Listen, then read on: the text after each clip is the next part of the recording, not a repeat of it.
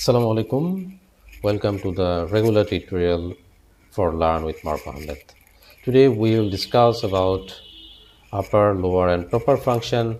This function used to control the text to capital case, small case, and the proper case.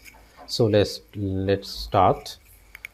Okay, first of all, the upper function used to convert the string or text to the uppercase. Okay, so now just double click.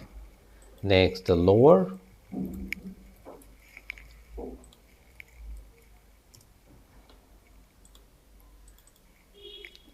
This is very much simple and very effective.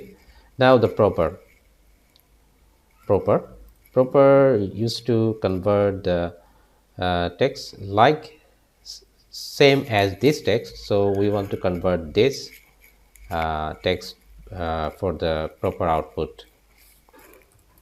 Okay.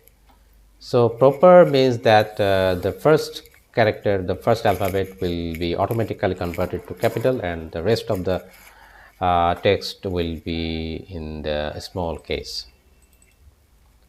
So that's a very simple. Hope this is useful for you. Thanks for watching. Assalamu alaikum.